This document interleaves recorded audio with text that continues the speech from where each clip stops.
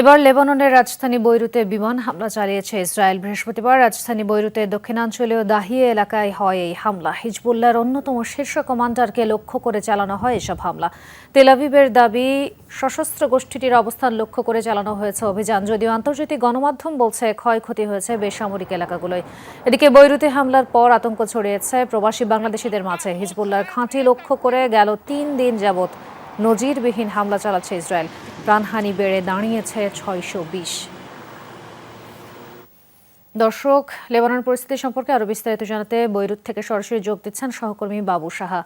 বাবু, বৈরুতের এখন এই হামলার পরবর্তী অবস্থাকে, যেহেতু অনেক প্রাণহানির খবর আমরা শুনছিলাম, সেখানে বসবাসরত বাংলাদেশিরা আসলে কেউ হতাহত হয়েছে কিনা এই বিষয়ে কোনো তথ্য আছে কি আপনার কাছে?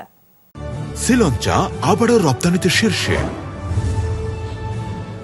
তাজরিন, এই ঘটনার পরে কিন্তু এখন স্থানীয় সময় ৮টা বাজে, রাত ৮টা, কিন্তু বৈরুতে কিন্তু সুষার নীরবতা।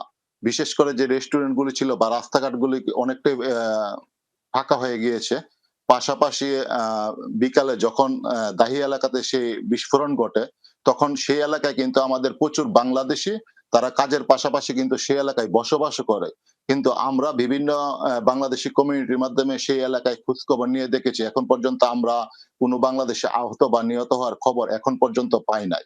তাছাড়া অনেক বাংলাদেশি কিন্তু এখনো লেবাননের দক্ষিণাঞ্চলে তারা আটকে আছে এবং অনেকেই নিরাপত্তার খুঁজে বাংলাদেশি কমিউনিটির সাথে তারা যোগাযোগ করছে। পাশাপাশি অনেক প্রবাসী বাংলাদেশি তারা কিন্তু বাংলাদেশে যাওয়ার জন্য এয়ার টিকেট কেটেছিল, কিন্তু সেটিও এখন সম্ভব হচ্ছে না। যেহেতু বাংলাদেশের সাথে সকল ধরনের ফ্লাইট ক্যান্সেলের কারণে সেসব বাংলাদেশিরা কিন্তু এখন টিকিট ফেরত দিতে পারছে না এবং তারাও কিন্তু বাংলাদেশে যেতে পারছে না। তবে লেবাননের এমন উদ্বুদ্ধ পরিস্থিতিতে প্রবাসী বাংলাদেশিরা অনেকটাই তাদের মধ্যে আতঙ্ক বিরাজ করছে। পাশাপাশি এই যুদ্ধ কবে শেষ হবে সেই অপেক্ষায় কিন্তু তারা এখন দিন গুনছে। তাদরিন, ধন্যবাদ বাবু।